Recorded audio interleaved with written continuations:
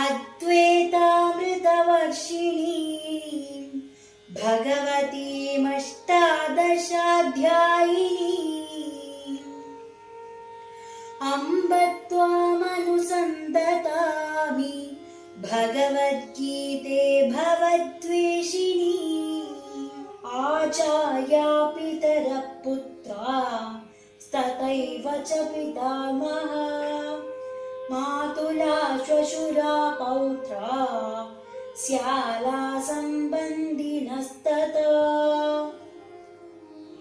एतान् न हन्तुमिच्छामि नतोऽपि मधुसूदन अपि त्रैलोक्यराज्यस्य हेतो किं नु मही कृते। ओम अमृतेश्वरी नमः। ओम अमृतेश्वरी नमः। ओम अमृतेश्वरी नमः। ध्यायामो धवलावगुण्ठनवतीं तेजोमयीं नैष्ठिकीं स्निग्धापाङ्गविलोकिनीं भगवतीं मन्दस्मितश्रीमुखीं वात्सल्यामृतवर्षिणीं सुमधुरं सङ्कीर्तनालापिनीं शमाङ्गीं मधुसिक्तसूक्तिम् അമൃതാനന്ദാത്മികാമേശ്വരി.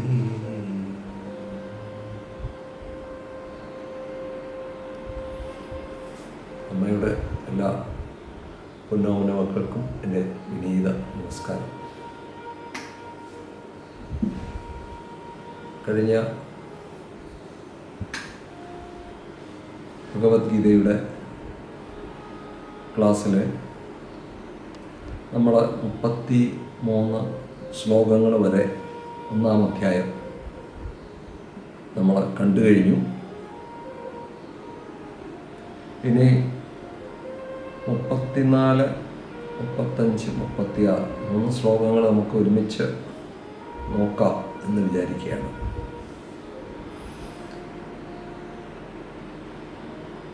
അർജുനൻ യുദ്ധകളത്തിൽ എത്തിയ ശേഷം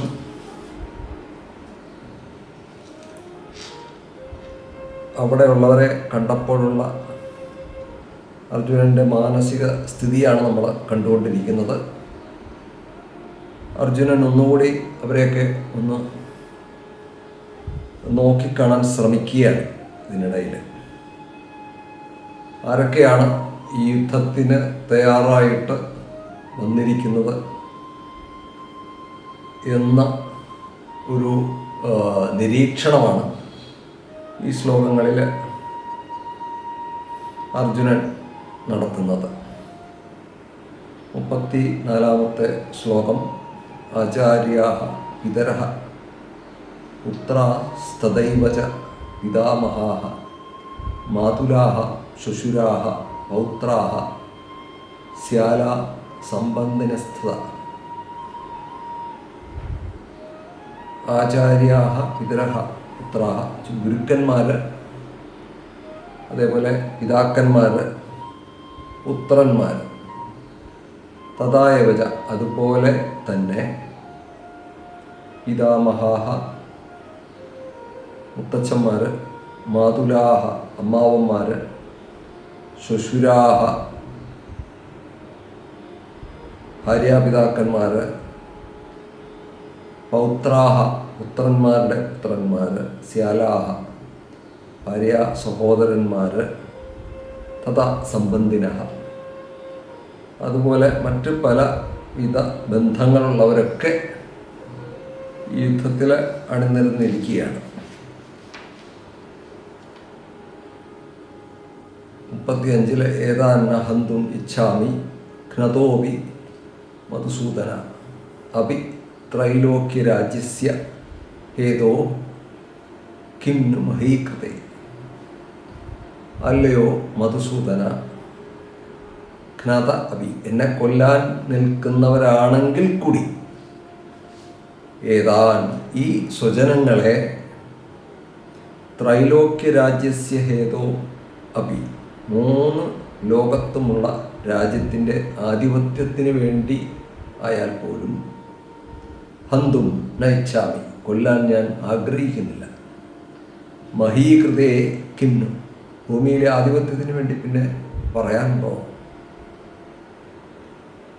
36 നിഹത്യ ധാർത്തരാഷ്ട്രാൻ നഹ കാ പ്രീതി സ്യാത് ജനാർദ്ദന പാപമേവാശ്രയേ അസ്മാൻ ഹത്വൈ ആതതായിന.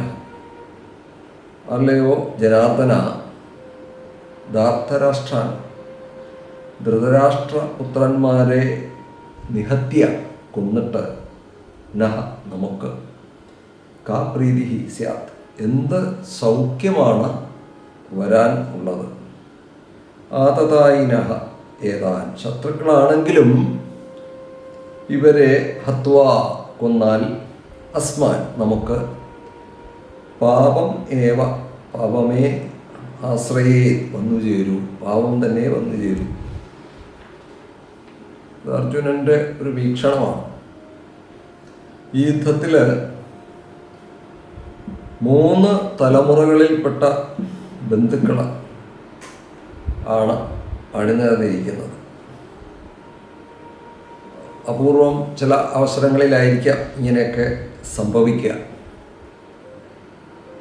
ഒരുപക്ഷെ അക്കാലഘട്ടത്തിലെ യുദ്ധരീതിയുടെ പ്രത്യേകത ഉണ്ടായിരിക്കും. ഇന്നത്തെ കാലഘട്ടത്തിലെ പട്ടാളക്കാരുടെ ഇടയിൽ അത് സംഭവിക്കാൻ വളരെ സാധ്യത കുറവാണ്. അന്നത്തെ കാലഘട്ടത്തിൽ പ്രായപൂർത്തി വന്ന കുട്ടികൾ അവരുടെ അച്ഛന്മാരും മുത്തച്ഛന്മാരും വരെ ഈ യുദ്ധത്തിൽ പങ്കെടുക്കുന്നുണ്ട്. വളരെ പ്രായം ചെന്ന ആൾക്കാരൊക്കെയാണ് ഇതിൽ. അർജുനനൊക്കെ ആ സമയത്ത് 83-84 വയസ്സുണ്ടെന്നാണ് പറയപ്പെടുന്നത്. 80-ന് മുകളിൽ വയസ്സുള്ളവരാണ് മിക്കവാറും പേരൊക്കെ. ആ അർജുനൻ്റെ പ്രായവും അതുപോലെ ആ തലത്തിൽപ്പെട്ടവരെല്ലാം തന്നെ. അതിന് പിന്നെ കീഴോട്ടുള്ള പ്രായം, ഭീഷ്മപിതാമഹൻ കുറച്ചുകൂടി പ്രായം കൂടുതലുണ്ട്. അവരൊക്കെ തന്നെ മുതുമുത്തച്ഛന്മാർ ആയിട്ടുള്ള ഭീഷ്മപിതാമഹനൊക്കെ തന്നെ മുത്തച്ഛന് തുല്യമായിട്ടുള്ള അത്രയും പ്രായത്തിൽ നിൽക്കുന്നവരാണ് അവരൊക്കെ. അവരൊക്കെ ഈ യുദ്ധത്തിൽ പങ്കെടുക്കുന്നുണ്ട്. ഇവിടെ നീതി നിശ്ചയിക്കുന്നത് അന്നത്തെ കാലഘട്ടത്തിൽ യുദ്ധത്തിലൂടെയാണ്.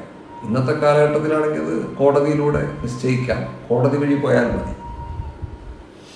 അന്ന് യുദ്ധമല്ലാണ്ട് മറ്റ് മാർഗങ്ങൾ ഒന്നും തന്നെ അവശേഷിക്കുന്നില്ല എന്നുള്ളതാണ്. അതുകൊണ്ട് യുദ്ധമല്ലാതെ മറ്റൊരു പോംവഴി അവിടെ ഇല്ല. ആ പോംവഴികളെല്ലാം അടഞ്ഞു പോവുകയും ചെയ്തു. അത് ഒഴിവാക്കാനുള്ള എല്ലാ ശ്രമങ്ങളും പരാജയപ്പെട്ടിരുന്നു. അപ്പം ഇവിടെ നമുക്കറിയാം, ഭൂമി ഇന്നും നമ്മുടെ നാട്ടിലൊക്കെ ഭൂമി കൊടുക്കുവാൻ പലരും തയ്യാറല്ല. സ്വന്തം സഹോദരന്മാരോ സഹോദരിമാരോ ഒക്കെ തമ്മിലുള്ള വഴക്കുകളൊക്കെ നമ്മൾ കാണാറുണ്ട്. അതിൽ കോടതിയിൽ വർഷങ്ങളോളം കെട്ടിക്കിടക്കുന്ന കേസുകളൊക്കെ ഇപ്പോഴും ഉണ്ട്. സഹോദരൻ ആർക്കും ഉപകാരപ്പെടാതെ ഇങ്ങനെ നീണ്ടു പോകുന്നത് കാണാം. ചിലപ്പോൾ കേസുകൾ പോയിട്ട് ചിലപ്പോൾ അവരുടെ ജീവിതകാലത്ത് കിട്ടിയില്ല എന്ന് വരാം, ഒരു തീരുമാനമായില്ല എന്ന് വരാം. പണ്ടത്തെ കാലത്ത് യുദ്ധമായതുകൊണ്ട് ഒരു ഗുണമുണ്ട്, പെട്ടെന്ന് തീരുമാനമാകും. ഒന്നുകിൽ ആരെങ്കിലും ജയിക്കും, ഏതെങ്കിലും ഒരു പക്ഷം ജയിക്കാതിരിക്കാൻ പറ്റില്ല, ഒരു പക്ഷം തോക്കും. അപ്പം ജയിച്ചവർക്കുള്ളതാണ് സ്വത്ത്. അതുകൊണ്ട് പെട്ടെന്ന് അക്കാര്യത്തിൽ ഒരു തീരുമാനം ഉണ്ടാകും എന്നുള്ളത് ഒരു ഗുണമാണ്. ഇന്നത്തെ കാലത്ത് എപ്പോൾ തീരുമാനം എടുക്കും എന്ന് കോടതികളിൽ ഇങ്ങനെ കേസുകൾ കെട്ടിക്കിടക്കുന്നത് കൊണ്ട് ഏത് കാലത്ത് തീരുമാനമാകുന്ന ആർക്കും പ്രവചിക്കാൻ കഴിയില്ല. കാരണം ജില്ലാ കോടതിയിൽ നിന്ന് പിന്നെ ഹൈക്കോടതിയിൽ പോവും, ഹൈക്കോടതിയിൽ നിന്ന് സുപ്രീം കോടതിയിൽ പോവും. ഇങ്ങനെയൊക്കെ കേസുകൾ പോകുന്നത് കാണാം. തീരുമാനങ്ങൾ വളരെ വൈകി വരുമ്പോൾ ചിലപ്പോൾ ആൾ ഭൂമിയിൽ ഉണ്ടാകണമെന്നില്ല. ഇങ്ങനെയൊക്കെയാണ് സാധാരണ രീതിയിൽ കാണാറുള്ളത്. ഇവിടെ അല്പം സ്ഥലം നമുക്കറിയാം, സ്ഥലത്തിന് വേണ്ടിയിട്ട് ചിലപ്പോൾ വേലി മാറ്റിക്കെട്ടുക, അല്ലെങ്കിൽ അതിർത്തി മാറ്റി കല്ലുകൾ മാറ്റിയിടുക, ഇതൊക്കെ ആളുകൾ എന്ത് വേണമെങ്കിലും ചെയ്യാൻ തയ്യാറാണ്.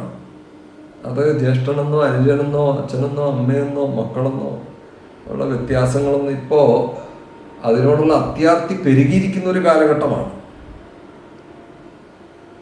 അതാണിവിടെ ഇന്നത്തെ കാലത്തെ ഒരു പ്രത്യേകത. അന്നും അങ്ങനെയുള്ളവരുണ്ടായിരുന്നു. അതാണ് കൗരവന്മാരുടെ ഇടയിൽ നമുക്ക് കാണുന്നത്. അവർക്ക് കിട്ടേണ്ടതാണെന്നാണ് അവരുടെ വിചാരം. കൗരവന്മാരുടെ ധൃതരാഷ്ട്ര അദ്ദേഹത്തിന് കണ്ണുണ്ടായിരുന്നുവെങ്കിൽ അദ്ദേഹത്തിന് തീർച്ചയായിട്ടും പാണ്ഡുവിന് ഈ രാജ്യം ഉണ്ടാകുമായിരുന്നില്ല, കിട്ടുമായിരുന്നില്ല. അപ്പോൾ ധൃതരാഷ്ട്രക്ക് തന്നെ കിട്ടേണ്ടതായിരുന്നു. പക്ഷെ നിർഭാഗ്യവശാൽ കുരുടനായ ഒരാൾക്ക് രാജാവാകാനുള്ള അവകാശമൊന്നും ഉണ്ടായിരുന്നില്ല. പക്ഷെ പാണ്ഡുവിൻ്റെ മരണശേഷം ഇതെല്ലാം ഒരു വിധി വൈപരീത്യം കൊണ്ട് സംഭവിച്ചതുപോലെ, അല്ലെങ്കിൽ ഇതൊക്കെ സംഭവിക്കണമെന്ന് പ്രകൃതി നിശ്ചയിച്ചതുപോലെയുണ്ട്. പാണ്ഡുവിൻ്റെ മരണശേഷം വീണ്ടും കുരുടനായ ആൾക്ക് തൽക്കാലം അധികാരം കൈമാറേണ്ടി വന്നു. ഭീഷ്മർ ഇതൊന്നും ഏറ്റെടുക്കാൻ തയ്യാറാകാത്ത നിലയിൽ നിൽക്കുമ്പോൾ മറ്റ് നിവർത്തികളൊന്നും ഉണ്ടായിരുന്നില്ല. അങ്ങനെ നമുക്ക് കാണാൻ സാധിക്കുന്നുണ്ട്.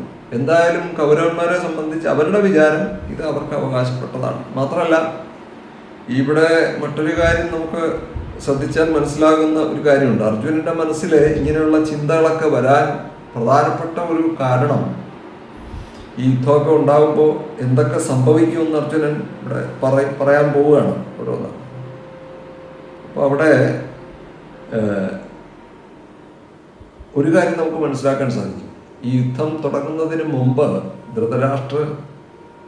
ധൃതരാഷ്ട്ര ഈ യുദ്ധം ഒഴിവാക്കാൻ വേണ്ടിയിട്ടൊരു ശ്രമം നടത്തി. യുദ്ധം ഒഴിവാക്കാൻ എന്ന് പറഞ്ഞു കഴിഞ്ഞാൽ അദ്ദേഹത്തിന് കൗരവന്മാർക്ക് കിട്ടണം എന്നുള്ളതാണ്. തൻ്റെ മക്കൾക്ക് കിട്ടണം, പാണ്ഡുവിൻ്റെ പുത്രന്മാർക്ക് കിട്ടാൻ പാടില്ല എന്നുള്ള ഉദ്ദേശത്തോടു കൂടി തന്നെ യുദ്ധം ഒഴിവാക്കാനൊരു ശ്രമം നടത്തിയിട്ടുണ്ട്. അതിൽ സഞ്ജയനെ പറഞ്ഞു വിടുന്നുണ്ട് പാണ്ഡവന്മാരുടെ അടുത്തേക്ക്. സഞ്ജയനോട് പറഞ്ഞു കൊടുക്കുന്നുണ്ട് ഇന്നതുപോലെയൊക്കെ പറയണം, സംസാരിക്കണം എന്നൊക്കെ. അപ്പോൾ യുദ്ധത്തിൻ്റെ കെടുതികളെ പറ്റി സഞ്ജയൻ ഭഗവാന്റെയൊക്കെ സാന്നിധ്യത്തിൽ തന്നെയാണ് അവിടെ ദ്രുപദൻ്റെയൊക്കെ സാന്നിധ്യത്തിൽ വെച്ചിട്ട് തന്നെയാണ് പാണ്ഡവന്മാരോട് യുദ്ധം നടന്നു കഴിഞ്ഞാൽ ഉണ്ടാകുന്ന അപകടങ്ങളെ പറ്റിയൊക്കെ വിസ്തരിച്ച് പറയുന്നുണ്ട്. അപ്പോൾ അത് പാണ്ഡവന്മാരെ പിന്തിരിപ്പിച്ചു കഴിഞ്ഞാൽ അവർക്ക് രാജ്യം വേണ്ട എന്ന് വിചാരിച്ച് അവർ കാട്ടിലേക്ക് പോവുകയാണെങ്കിൽ പിന്നെ ധൃതരാഷ്ട്രയെ സംബന്ധിച്ച് വേറെ സന്തോഷമായി. തൻ്റെ മക്കൾക്ക് കിട്ടുള്ളൂ രാജ്യം, പിന്നെ അഖണ്ഡമായിട്ട് അവർക്ക് ഭരിക്കാൻ സാധിക്കും. അപ്പം ശത്രുക്കളെ ഒഴിവാക്കാനുള്ള ഒരു അവർക്കൊന്നും കൊടുക്കാതെ ഒഴിവാക്കാനുള്ള ശ്രമമായിരുന്നു ധൃതരാഷ്ട്ര പക്ഷത്ത് നിന്ന് ചെയ്തത്. അപ്പോൾ അതാണ് നമുക്കിവിടെ കാണാൻ സാധിക്കുന്നത്. അപ്പോൾ സഞ്ജയൻ എന്തെല്ലാം പറഞ്ഞു അതൊക്കെ അർജുനൻ്റെ മനസ്സിൽ കടന്നുകൂടിയിട്ടുണ്ട്. പെട്ടെന്ന് ഈ ഒരു സമയത്ത് ഇങ്ങനെ ഒരു ചിന്തയൊക്കെ അർജുനന് വരാൻ ഉണ്ടായ സാഹചര്യം എന്ന് പറഞ്ഞു കഴിഞ്ഞാൽ സഞ്ജയൻ അന്ന് പറഞ്ഞ കെടുതികളെ മനസ്സിൽ കിടന്നിട്ട് അത് പെട്ടെന്ന് ഈ മുത്തശ്ശന്മാരെയും ഗുരുക്കന്മാരെയും ആചാര്യന്മാരെയും ബന്ധുക്കളെയും സുഹൃത്തുക്കളെയും എല്ലാം കണ്ടപ്പോൾ അർജുനൻ്റെ മനസ്സിൽ ആ ചിന്തകൾ പെട്ടെന്ന് കടന്നു വന്നു എന്നുള്ളതാണ്. ഇവിടെ അർജുനൻ എന്ന് പറയുന്നത് സാധാരണ ഒരു മനുഷ്യ മനസ്സിൻ്റെ പ്രതീകമാണ്. ചഞ്ചല ചിത്തനാണ്. ദുര്യോധനന് ചഞ്ചലചിത്തമൊന്നുമില്ല, അചഞ്ചലനാണ്. കാരണം അദ്ദേഹത്തിന് ഇത് രണ്ടു കൂട്ടരാണ് ശരിക്കും അചഞ്ചലന്മാർ. ഒന്ന് ദുഷ്ടബുദ്ധികളായിട്ടുള്ള ആൾക്കാർ, അവർ അചഞ്ചലമാണ്. അവരുടെ മനസ്സിൽ എന്താണോ ചിന്തയുള്ളത് ആ ചിന്തയ്ക്കനുസരിച്ച് അവർ മുന്നോട്ട് പോകും. വേറെ ഒന്നും അവർ ചിന്തിക്കില്ല, ഭാവിയെപ്പറ്റി ചിന്തിക്കില്ല, ഇനി വരാൻ പോകുന്ന ആപത്തിനെ പറ്റി ചിന്തിക്കില്ല. ചിന്തിക്കാതെ എടുത്തു ചാടുന്ന ഒരു കൂട്ടരുണ്ട്. അവർ ദൃഢചിത്തന്മാരെ പോലെ എന്ത് വന്നാലും അതിന് നേരിടുക എന്നുള്ളതാണ്. അവർ ജയിക്കും എന്നുള്ള ഒരു വിശ്വാസം തന്നെയാണ് അവർ മുന്നോട്ട് പോകുന്നത്. പക്ഷേ മഹാത്മാക്കളുണ്ട്, അവർ അചഞ്ചലന്മാരായിരിക്കും. അവർക്കറിയാം എന്താണ് സംഭവിക്കുന്നതെന്ന് അവർക്കറിയാം. അവരിൽ നിന്നും എല്ലാം ഡിറ്റാച്ച്ഡ് ആയിരിക്കും. മമത അവിടെ ഉണ്ടാകില്ല, നിർമ്മമത പൂർണ്ണമായിട്ട് അവർ ഉൾക്കൊണ്ടിട്ടുള്ളവരാണ്. അങ്ങനെയുള്ളവരും അചഞ്ചലന്മാരാണ്. എന്നാൽ അർജുനെ പോലെ ഇടയിൽ നിൽക്കുന്നവർക്കാണ് ഈ ചഞ്ചലത്വം മുഴുവനുള്ളത്. ഇപ്പോൾ സർക്കസ് കൂടാരത്തിലൊക്കെ നമുക്ക് മൃഗങ്ങളെ കാണാൻ സാധിക്കും. അത് അടിമപ്പണി ചെയ്യുന്നത് പോലെ അവർ പറയുന്ന പോലെ എല്ലാം ചെയ്യണം. അതിന് സംഘർഷമൊന്നുമില്ല. അതിന് തീറ്റ കിട്ടിക്കഴിഞ്ഞാൽ അത് ആ തീറ്റയുമായിട്ട് പോകും, ആ രീതിയിൽ മുന്നോട്ട് പോകും. നമുക്കറിയാം, ചിലപ്പോൾ ഈ കോഴികളെയൊക്കെ അടച്ചിട്ട് കൂട്ടിലൊക്കെ ഇങ്ങനെ ലോറിയിൽ കൊണ്ടുപോകുന്നതാണ്. അതിനെ കൊല്ലാൻ കൊണ്ടുപോകായിരിക്കും. പക്ഷെ അത് അതിൻ്റെ തീറ്റ ഇട്ട് കൊടുത്ത് അത് തിന്നുന്നത് കാണാം. അത് അടുത്ത നിമിഷത്തിൽ ഇനി എന്താ സംഭവിക്കാൻ പോകുന്നതിനെ പറ്റിയുള്ള ചിന്തയൊന്നും ഇവിടെ ഇല്ല, സംഘർഷമില്ല, മാനസിക സംഘർഷമില്ല. അവിടെ ആത്മഹത്യയെ പറ്റിയുള്ള ചിന്തകളില്ല. ചെയ്യാൻ ഇനിയിപ്പോൾ എന്താ സംഭവിക്കാൻ പോകുന്നതെന്ന് വിചാരിച്ചിട്ടുള്ള ഉത്കണ്ഠയൊന്നും അവിടെ ഇല്ല. അവർ അതിനെപ്പറ്റിയൊന്നും ചിന്തിക്കാതെ മുന്നോട്ട് പോകുന്ന ഒരു കൂട്ടം ആൾക്കാരുണ്ട്. അവരും ഒരു വിധത്തിൽ അചഞ്ചലന്മാരെ പോലെയാണ് ശരിക്കും പറഞ്ഞാൽ. അതുകൊണ്ട് അവർക്ക് അതിൽ മാനസികമായ ഒരു കുറ്റബോധമൊന്നും ഇല്ലാതെ അതിൽ പങ്കെടുക്കാൻ സാധിക്കും. ഇവിടെ അർജുനെ സംബന്ധിച്ച് അങ്ങനെയല്ല. അർജുനൻ മാനുഷികമായ വശങ്ങളെ പറ്റി ചിന്തിക്കുന്ന ഒരാളാണ്. ചിന്തിക്കുന്നത് കൊണ്ട് ഭാവിയിൽ സംഭവങ്ങൾ നടന്ന് ഇത് യുദ്ധത്തിന് ശേഷം എന്തെല്ലാം ഉണ്ടാകുമെന്ന് അർജുനൻ അറിയാം. അങ്ങനെ നടന്നാൽ ഉണ്ടാകുന്ന സംഭവങ്ങളൊക്കെ മനസ്സിൽ വന്നപ്പോഴാണ് അർജുനെ സംബന്ധിച്ച് ഈയൊരു പ്രത്യേക സാഹചര്യം, ഒരു തീരുമാനമെടുക്കാൻ പറ്റാത്തൊരു സാഹചര്യം, ഏതാണ് ശരി ഏതാണ് തെറ്റ്, ഇത് നമ്മുടെ ജീവിതത്തിലൊക്കെ സംഭവിക്കാവുന്നൊരു കാര്യമാണ്. ഏതാണ് ശരി ഏതാണ് തെറ്റ്, ഇത് എപ്പോഴും മനുഷ്യ മനസ്സെപ്പോഴും അങ്ങനെ തന്നെയാണ്. അവന് ശരിയും തെറ്റുമെന്നും പെട്ടെന്ന് തിരിച്ചറിയാൻ കഴിയില്ല. ധർമ്മസ്യ തത്വം നിഹിതം ഗുഹായാം എന്ന് മഹാഭാരതത്തിൽ തന്നെ പറയുന്നുണ്ട്. ധർമ്മം ഏതാണ് അധർമ്മം ഏതാണ് എന്ന് സംശയം അത് വിട്ടുമാറാതെ നിൽക്കുന്നു. അത് ഗുഹയിൽ ഒളിച്ചിരിക്കുന്ന പോലെ, ഹൃദയ ഗുഹയിൽ ഒളിച്ചിരിക്കുന്നു. പലരും അങ്ങനെ അവർക്ക് സംശയം, അങ്ങനെ ചെയ്യണോ, അങ്ങനെ ചെയ്താൽ ശരിയാകുമോ, അതാണോ ശരി, അതോ തെറ്റാണോ, ഇങ്ങനെയുള്ള മാനസിക സംഘർഷങ്ങൾ സാധാരണ മനുഷ്യ മനസ്സിൽ ഉണ്ടാകുന്നതാണ്. അതാണ് ഇവിടെ അർജുനന് സംഭവിച്ചത്. ഒരു വിധത്തിൽ അർജുനന്റെ ചോദ്യങ്ങളെല്ലാം ഞാൻ നേരത്തെ സൂചിപ്പിച്ചതുപോലെ സഞ്ജയൻ പറഞ്ഞ കാര്യങ്ങളാണ്. അതെല്ലാം അർജുനൻ ഇവിടെ വീണ്ടും അർജുനന്റെ ഉള്ളിൽ തികട്ടി വരുന്നത് പോലെ അത് ചോദിക്കുകയാണ്. ആ ചോദ്യങ്ങൾ തന്നെ അർജുനൻ ഇടുകയാണ് ഇവിടെ. അപ്പം നമുക്ക് ഈ ഒരു ഭാവത്തിലാണ് ഈ ശ്ലോകം ഇവിടെ കടന്നു പോകുന്നത്. അതുപോലെ തന്നെ 35-ാമത്തെ ശ്ലോകത്തിൽ മധുസൂദനൻ, അല്ലയോ മധുസൂദന, ഭഗവാനെ വിളിക്കുന്നുണ്ട്. മധു എന്ന അസുരനെ കൊന്നവൻ. അസുരന്മാരെല്ലാം ഒരു വിധത്തിൽ ഇന്ദ്രിയാരാമന്മാരായിരുന്നു, സമൂഹ ദ്രോഹികളായിരുന്നു. ഒരു സമൂഹത്തിൽ ഭോഗസുഖത്തിന് വേണ്ടി അതിൻ്റെ പിന്നാലെ പോകുമ്പോൾ മറ്റുള്ളവരെയൊക്കെ ദ്രോഹിക്കാൻ തൻ്റെ സ്വന്തം കാര്യമാണ്, സ്വാർത്ഥതയാണ് അവരുടെ മുഖമുദ്ര എപ്പോഴും. അപ്പോൾ മറ്റുള്ളവർ ദുഃഖിക്കുന്നുണ്ടോ, തന്നെ കൊണ്ട് മറ്റുള്ളവർക്ക് ദുഃഖം ഉണ്ടാകുന്നുണ്ടോ എന്നൊന്നും ചിന്തിക്കാതെ പ്രവർത്തിക്കുന്നവരാണ് അവരെല്ലാം. ഒരു വിധത്തിൽ അസുരന്മാരാണ്. തൻ്റെ സുഖത്തിന് വേണ്ടി ആരെയും പീഡിപ്പിക്കാൻ മടിയില്ലാത്തവരാണ് അവരൊക്കെ. കൃഷ്ണന്റെ ജീവിതത്തിൽ നമുക്ക് എത്ര അസുരന്മാരെ കൊല്ലേണ്ടി വന്ന് കാണുന്നുണ്ട്. ഇതിന് ആന്തരികമായിട്ടും ബാഹ്യമായിട്ടും ഉള്ള അർത്ഥതലങ്ങളുണ്ട്. മധു എന്ന അസുരൻ ആന്തരികമായിട്ട് നോക്കുമ്പോൾ നമ്മുടെ ഉള്ളിലെ ദുർവാസനകളാണ്. ആന്തരികമായിട്ട് നോക്കുമ്പോൾ എല്ലാവരുടെ ഉള്ളിലും ഉണ്ട് ഈ അസുരന്മാരെല്ലാം. കംസനാണേലും മധു എന്ന അസുരനാണെങ്കിലും എല്ലാം, ഏത് അസുരനാണെങ്കിലും നമ്മുടെ ഉള്ളിൽ സകല അസുരന്മാരും നമ്മുടെ ഉള്ളിൽ തന്നെയാണ്. മനുഷ്യ മനസ്സിൻ്റെ പ്രത്യേകതയാണ്. അതേസമയം പുറത്തും അങ്ങനെയുള്ള അസുരന്മാരുണ്ട്, ഇന്ദ്രിയാരാമന്മാരായിട്ടുള്ളവരാണ്. അപ്പം അവിടെ ഒരു രാജാവിനെ സംബന്ധിച്ച്, അല്ലെങ്കിൽ സമൂഹത്തിൻ്റെ ഭദ്രത, സമൂഹത്തിലെ ഒരു ശാന്തിയും സമാധാനവും ഒക്കെ ആഗ്രഹിക്കുന്ന ഭരണാധികാരികളെ സംബന്ധിച്ച് ശിക്ഷാ നടപടികൾ അവർക്ക് കൊടുത്തിട്ടില്ലെങ്കിൽ രാജ്യത്ത് മറ്റുള്ള ജനങ്ങൾക്ക് സ്വൈരമായിട്ട് ജീവിക്കാൻ സാധിക്കാത്ത ഒരു സന്ദർഭം ഉണ്ടാകും. അതുകൊണ്ടാണ് ശിക്ഷാ നടപടികളൊക്കെ പണ്ട് ചെയ്യേണ്ടി വന്നത്. ശിക്ഷ ഭയന്നിട്ടാണ് ലോകം മുന്നോട്ട് പോയിക്കൊണ്ടിരിക്കുന്നത്. ഒരു വിധത്തിൽ പറഞ്ഞാൽ ഭയന്നിട്ടാണ് എല്ലാവരും നന്മയുടെ മാർഗത്തിൽ ചരിക്കുന്നതെന്നാണ് പറയുന്നത്. അങ്ങനെ പ്രതീകാത്മകമായിട്ട് പോലും ചിലപ്പോൾ പറയാറുണ്ട്. അവനെ ഭയന്നിട്ടാണ് സൂര്യൻ ജ്വലിക്കുന്നത്, അവനെ ഭയന്നിട്ടാണ് വായു വീശുന്നത്, അവനെ ഭയന്നിട്ടാണ് നദി ഒഴുകുന്നത്. ഇതൊക്കെ പറയുന്നത് ഒരു ആലങ്കാരികമായിട്ട് പറയുന്നത് കാണാം. ഒരു വിധത്തിൽ അവനെ ഭയന്നിട്ടാണ് എന്ന് പറഞ്ഞു കഴിഞ്ഞാൽ, ഒരു ഭയം ഉണ്ടെങ്കിലാണ് മനുഷ്യന് നന്മയുടെ മാർഗത്തിൽ സഞ്ചരിക്കാൻ സാധിക്കുന്നത്. ഭയമില്ലെങ്കിൽ അവൻ നന്മയും തിന്മയും തമ്മിൽ അവന് വ്യത്യാസമില്ലാതെ വരും. അവൻ എന്തും ചെയ്യും, അതെല്ലാം ശരിയാണെന്ന് വിചാരിച്ച് ചെയ്യും. അപ്പം അത് ചെയ്യാൻ പാടില്ല, അതിന് ശിക്ഷ അനുഭവിക്കേണ്ടി വരും തിന്മയാണ് ചെയ്യുന്നതെങ്കിൽ ആ ഒരു ബോധം മനുഷ്യ മനസ്സിലുണ്ടാകണം. എന്നാലേ നന്മയുടെ മാർഗത്തിൽ സഞ്ചരിക്കാൻ സാധിക്കും.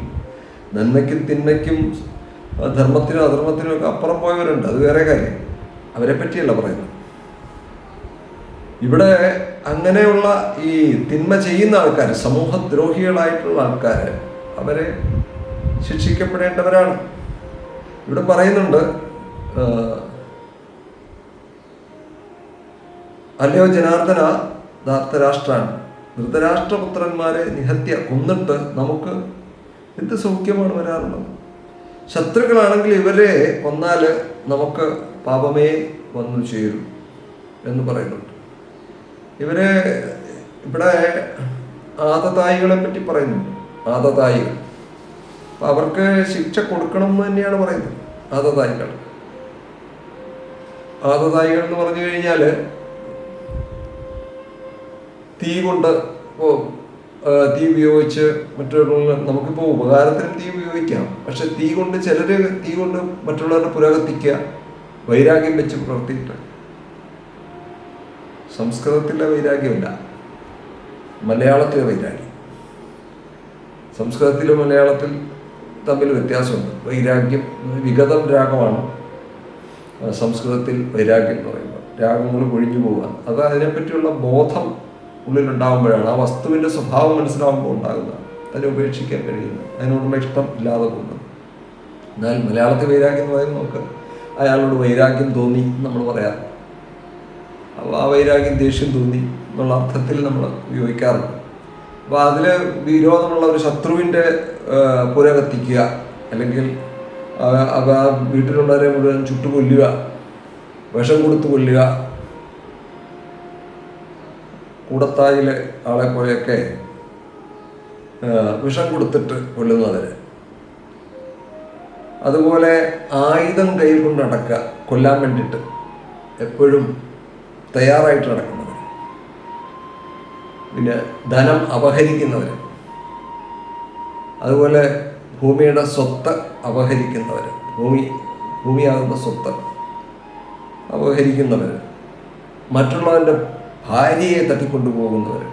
നിങ്ങൾക്ക് ഇഷ്ടംപോലെ അങ്ങനത്തെ കേസുകളൊക്കെ ധാരാളമുണ്ട്. ഈ പറയുന്ന കേസുകളൊക്കെ ഇന്ന് ഇഷ്ടംപോലെ നമ്മുടെ സമൂഹത്തിൽ നടന്നുകൊണ്ടിരിക്കുന്ന കാര്യമാണ്. തീ കൊണ്ട് ഒരാളെ കൊല്ലാൻ ശ്രമിക്കുന്നു, നമ്മൾ കാണുന്നുണ്ട്. കാമുകിയും ആദ്യം ഇഷ്ടപ്പെട്ടിട്ടായിരിക്കും അവർ ആ സ്നേഹത്തിൻ്റെ ഇതിലേക്ക് തുടങ്ങുന്നത്. പിന്നെ കുറച്ച് കഴിയുമ്പോൾ ഇഷ്ടമല്ല, അല്ലെങ്കിൽ ഞാൻ ഇങ്ങനെ കല്യാണം കഴിക്കാൻ തയ്യാറല്ല എന്ന് പറഞ്ഞ് ചിലപ്പോൾ കാമുകിയുടെ മുഖം ആശ്രയിച്ച് പൊള്ളിച്ചു എന്ന് വരും, അല്ലെ തീ കൊണ്ട് കത്തിച്ചു എന്ന് വരും, കൊല്ലാൻ ശ്രമിച്ചു എന്ന് തിരിച്ചും സംഭവിക്കാം. രണ്ടും അങ്ങോട്ടും ഇങ്ങോട്ടും ഒക്കെ സംഭവിക്കുന്നുണ്ട്. അപ്പോൾ ഇങ്ങനെയുള്ള കൂട്ടരെയൊക്കെ നമുക്ക് കാണാൻ സാധിക്കുന്നുണ്ട്. അതുപോലെ ഭാര്യയെ ഇരിക്കും, മക്കളും ഇരിക്കുക, അവരെ തട്ടിക്കൊണ്ടു പോകുന്നവരുണ്ട്. അപ്പോൾ ഇത്തരം കൂട്ടരുകളൊക്കെ ആദതായികൾ എന്ന വകുപ്പിലാണ് പണ്ട് പെടുത്തിയിരിക്കുന്നത്. മഹാഭാവികളാണ് അവർ കൊല്ലപ്പെടാൻ യോഗ്യന്മാരാണ് അവർക്ക് വധശിക്ഷ കൊടുക്കേണ്ടതാണ്. അന്നത്തെ നിയമം അനുസരിച്ച് വധശിക്ഷ അവർക്കുള്ളതാണ്. കാരണം സമൂഹത്തിന്റെ സമാധാനവും ശാന്തിയും ഭരിക്കുന്നവരെ സംബന്ധിച്ച് പ്രധാനപ്പെട്ട ഒരു ഘടകം തന്നെയാണ്. അപ്പൊ അവിടെ ചിന്തിക്കേണ്ട ഒരു വിഷയം, സമാധാനം എല്ലാവർക്കും വേണം. അത് കുടുംബത്തിലായാലും അവനവന് വേണം, കുടുംബത്തിൽ വേണം, രാജ്യത്ത് എല്ലാവർക്കും സമാധാനം നമുക്ക് കിട്ടിയെങ്കിൽ മാത്രമേ നമുക്ക് സ്വൈരമായിട്ട് കിടന്ന് ഉറങ്ങാൻ പറ്റുള്ളൂ, അല്ലെങ്കിൽ ജീവിക്കാൻ പറ്റുള്ളൂ, സന്തോഷം ഉണ്ടാവുള്ളൂ. ഈ സന്തോഷത്തിന് ഭംഗം ഉണ്ടാക്കുന്ന ആൾക്കാരെ ശിക്ഷിച്ചില്ലെങ്കിൽ ബാക്കിയുള്ളവരുടെ സ്വൈര്യം നഷ്ടപ്പെടും, ആർക്കും തന്നെ സമാധാനം ഉണ്ടാകാതെ വരും. അപ്പം ഇത് മനസ്സിലാക്കിയിട്ടാണ് പണ്ടുള്ളവർ ഇത്തരം കാര്യങ്ങളൊക്കെ, ശിക്ഷാ നടപടികളും കാര്യങ്ങളും ഒക്കെ പണ്ട് ശക്തമായ രീതിയിൽ നടത്തിയിരുന്നത്. ഇന്നത്തെ കാലഘട്ടത്തിൽ ശിക്ഷ ഇല്ലാത്തത് കൊണ്ട് കുറ്റവാളികൾ പെരുകിക്കൊണ്ടിരിക്കുന്ന ഒരു കാലഘട്ടമാണിപ്പോൾ. വളരെയധികം കുറ്റവാളികൾ ഇന്ന് പെരുകുകയാണ് സമൂഹത്തിൽ. കുട്ടികളുടെ ഇടയിൽ പോലും ഉണ്ട്, യുവാക്കളുടെ ഇടയിലുണ്ട്, സ്ത്രീകളുടെയും പുരുഷന്മാരുടെ ഇടയിലുണ്ട്. സകല വിഭാഗങ്ങളുടെ ഇടയിലും കുറ്റവാളികൾ പെരുകിക്കൊണ്ടിരിക്കുന്നു എന്നുള്ളത് ഇന്ന് നമ്മൾ കണ്ടുകൊണ്ടിരിക്കുന്ന ഒരു കാര്യമാണ്. ദിവസവും പത്രങ്ങളിലും അങ്ങനെയുള്ള മാധ്യമങ്ങളിലൊക്കെ നമ്മൾ ഇന്ന് കണ്ടുകൊണ്ടിരിക്കുന്നത് ഇത്തരം കുറ്റവാളികൾ ചെയ്തു കൂട്ടുന്ന പ്രവർത്തികളാണ് നമ്മുടെ സമൂഹത്തിൽ. അപ്പം അത് നമ്മുടെ സമൂഹത്തിൽ ഇന്ന് ജയിലുകൾ നിറഞ്ഞുകൊണ്ടിരിക്കുകയാണ്. ജയിലുകളൊക്കെ നിറഞ്ഞു കിടക്കുകയാണ്. എത്രയോ ചെറുപ്പക്കാർ, സ്ത്രീ പുരുഷന്മാർ ഒക്കെ അവരുടെ യൗവനം ഒരു വിധത്തിൽ നശിപ്പിച്ചു എന്ന് വേണം പറയാം. അത് പല വിധത്തിൽ, ഇപ്പോൾ നാർക്കോട്ടിക് ആയിട്ടുള്ള രീതിയിലുള്ള ആ ഒരു സംഭവങ്ങൾ, ലഹരിക്കൊക്കെ അടിമപ്പെട്ടിട്ട് എത്രയോ അത് അവിടെ എന്തും ചെയ്യാനുള്ള ആ ഒരു ലജ്ജ എന്നൊക്കെ അവർക്ക് നഷ്ടപ്പെട്ടു പോകുന്നു. സമൂഹത്തിൽ ചെയ്യേണ്ടതും ചെയ്യാൻ പാടില്ലാത്തതും തിരിച്ചറിയാൻ പറ്റാതെ പോകുന്നു. അപ്പോൾ എന്തും ചെയ്യാൻ ഒരു മടിയുമില്ല സമൂഹത്തിൽ. ക്രൂരമായ നടപടികൾ പോലും അവർ യാതൊരു കുറ്റബോധവും ഇല്ലാതെ ചെയ്യുന്ന പലരെയും കാണാം. സ്വന്തം മാതാവിനെ പോലും കൊന്നിട്ട് ഒരു കുറ്റബോധവും ഇല്ലാതെ നടക്കുന്ന ആൾക്കാരെ കണ്ടാൽ അതിശയം തോന്നും. യാതൊരു കുറ്റബോധവും അവർക്കില്ല. അത്രയും മനസ്സാക്ഷി മരവിച്ചു പോയവർ, മനസ്സാക്ഷി തന്നെ ഇല്ലാത്തവരെന്ന് വേണം പറയാം. അത്രയും മൂഢന്മാരായിട്ട് ആത്മവിസ്മൃതി വന്നവർ. അവരൊക്കെ ഇപ്പം ജയിലിലൊക്കെ നമ്മുടെ ഈ യോഗ ക്ലാസ്സൊക്കെ നടത്തുമ്പോൾ പലരും പറയും, ഇതൊക്കെ ഞങ്ങൾക്ക് നേരത്തെ കിട്ടിയിരുന്നുവെങ്കിൽ ഞങ്ങളിങ്ങനെ കുറ്റവാളികളാകില്ലായിരുന്നു എന്ന് പറയുന്ന ധാരാളം പേരുണ്ട്. യോഗ ക്ലാസ്സൊക്കെ കഴിഞ്ഞ് കുറച്ച് ധ്യാനവും പരിശീലനവും ഒക്കെ കഴിയുമ്പോൾ അവരുടെ ഉള്ളിലേക്ക് ആഴ്ന്നിറങ്ങാനുള്ള ഒരു സന്ദർഭം, ഒന്ന് ചിന്തിക്കാനുള്ള ഒരു അവസരം. ഒന്നും ചിന്തിക്കാത്തവരാണ് ഈ പലപ്പോഴും അബദ്ധങ്ങളിലൊക്കെ ചെന്ന് ചാടുന്നത്. അതുകൊണ്ടാണ് ഒരു കാര്യം ഉണ്ടായാൽ രണ്ടാമത് നമ്മൾ ചിന്തിക്കാനുള്ളൊരു അവസരം ഉണ്ടാകണം എന്ന് പറയും. ഒന്ന് ചിന്തിക്കാനുള്ളൊരു അവസരം. ആത്മഹത്യ ചെയ്യുന്നവർ പോലും ഒന്ന് ചിന്തിക്കാനുള്ളൊരു അവസരം ഉണ്ടെങ്കിൽ അതിൽ നിന്ന് പിന്മാറിക്കഴിഞ്ഞാൽ പിന്നെ അവർ പെട്ടെന്ന് ആത്മഹത്യ ചെയ്യില്ല. ചിലർക്ക് കെട്ടി തൂങ്ങി ചാകാൻ നേരത്ത് എന്തെങ്കിലും തടസ്സങ്ങൾ ഉണ്ടായി കഴിഞ്ഞാൽ പിന്നെ അവർ ചെയ്യുന്നത് കാണുന്നില്ല. കുറച്ച് നാളത്തേക്ക് ചിലപ്പോൾ ചെയ്യാതെ വരാം. പിന്നെ ഏതെങ്കിലും ഒരു മൊമെന്റ്, ഒരു പ്രത്യേക ഒരു നിമിഷത്തിലായിരിക്കും പിന്നെ ആ ഒരു വികാരം. ആ നിമിഷത്തിന്റെ ആ ഒരു വികാരം മാറിക്കഴിഞ്ഞാൽ അത് ചെയ്യാൻ തോന്നലുണ്ടാകില്ല. ഇതിപ്പോൾ കാണാൻ സാധിക്കും. അപ്പോൾ ഇതൊക്കെ ഒരു പ്രത്യേക വികാരങ്ങൾക്ക് അടിമപ്പെട്ടിട്ട് ഒരു പ്രത്യേക, ചിലപ്പോൾ കൊല്ലണം എന്നുള്ള ഉദ്ദേശം ഉണ്ടായെങ്കിൽ അയാൾ കൊല്ലുന്നത്. അങ്ങനെ ആയിപ്പോകുന്നതാണ് പെട്ടെന്ന്. അങ്ങനെ കൊലയാളിയായി മാറ്റപ്പെടുന്നു, അല്ലെ മാറുന്നു. ഇതൊക്കെ നമ്മുടെ സമൂഹത്തിൽ കണ്ടുകൊണ്ടിരിക്കുന്ന ഒരു കാര്യമാണ്. അപ്പോൾ ഇതൊക്കെ നമ്മൾ മനസ്സിലാക്കാൻ വേണ്ടിയിട്ടാണ് സത്യത്തിൽ ഭഗവത്ഗീത ഒക്കെ പഠിക്കുന്നത്. ഈ അർജുനൻ്റെ ഈ ചോദ്യങ്ങൾക്ക് ശരിക്കും പറഞ്ഞാൽ അടുത്ത 17 അധ്യായങ്ങളും ഇതിനൊക്കെയുള്ള മറുപടിയാണ്. അർജുനൻ ചോദിച്ച ചോദ്യങ്ങൾ ശരിയാണെന്ന് വിചാരിച്ച് നടക്കുന്ന ആൾക്കാരുണ്ട് പലരും. നമുക്കിനിയും കാണാം അർജുനൻ്റെ ചോദ്യങ്ങൾ എന്തൊക്കെയാണെന്ന്. ഇനിയും നമുക്ക് കാണാൻ കിടക്കുന്നതേ ഉള്ളൂ. അപ്പോൾ അതൊക്കെ നമുക്ക് നോക്കിക്കഴിഞ്ഞാൽ മനസ്സിലാവും. അതിനെ ബാധിച്ചുകൊണ്ട് അതിനെ മുറുകെ പിടിച്ചുകൊണ്ട് നടക്കുന്നവരുണ്ട്. അപ്പോൾ അതിൽ ശരിയും തെറ്റുമൊക്കെ മനസ്സിലാക്കണമെങ്കിൽ നമ്മൾ ശരിയായിട്ട് ആഴത്തിൽ ഭഗവത്ഗീത ഗ്രന്ഥം ആഴത്തിൽ പഠിക്കുക തന്നെ വേണം. എന്നാലേ നമുക്ക് അതിലെ ശരിയും തെറ്റും ധർമാധർമ്മങ്ങളെയൊക്കെ വേർതിരിച്ച് മനസ്സിലാക്കാൻ കഴിയുകയുള്ളൂ. അതുകൊണ്ടാണ് ഭഗവത്ഗീത ഒരു മതഗ്രന്ഥമല്ല. ഭഗവത്ഗീത എന്ന് പറയുന്നത് ശരിക്കും പറഞ്ഞാൽ ഒരു ധർമ്മശാസ്ത്രമാണ്, മോക്ഷശാസ്ത്രമാണ്, രണ്ടുമാണ്. എല്ലാ അധ്യായത്തിലും അത് സൂചിപ്പിക്കുന്നുണ്ട്. ഇത് ഉപനിഷത്ത് കൂടിയാണ്. ഉപനിഷത്തിലെ ബ്രഹ്മജ്ഞാനം അത് നമുക്ക് പകർന്നു നൽകുന്നു. അതുപോലെ പ്രായോഗികമായ അതിലേക്ക് എത്താനുള്ള മാർഗങ്ങളും നമുക്ക് വിശദീകരിച്ചു തരുന്ന ഒരു തത്വശാസ്ത്രമാണ് നമുക്ക് ഭഗവത്ഗീതയിൽ കാണാൻ സാധിക്കുന്നത്. തീർച്ചയായിട്ടും നമ്മൾ 3 ശ്ലോകങ്ങളാണ് ഇപ്പോൾ നമ്മൾ വീക്ഷിച്ചത്. നമുക്കിനിയിപ്പോൾ അടുത്ത ക്ലാസ്സിൽ 37ാമത്തെ ശ്ലോകം മുതൽ നമുക്ക് കാണാം. അർജുനൻ എന്തൊക്കെയാണ് ഇനിയിപ്പം പറയാൻ പോകുന്നത് നമുക്ക് വീണ്ടും യുദ്ധം നടന്നു കഴിഞ്ഞാൽ എന്തൊക്കെ സംഭവിക്കാൻ പോകുന്നു എന്നുള്ള കാര്യങ്ങളാണ് ഇനി വിശദീകരിക്കാൻ പോകുന്നത്. അത് നമുക്ക് അടുത്ത ക്ലാസ്സിൽ നമുക്ക് കാണാം. അതുവരെ എല്ലാവർക്കും എൻ്റെ വിനീത നമസ്കാരം, നന്ദി, നമഃശിവായ. ഓം ഭഗവതീശ്വരി.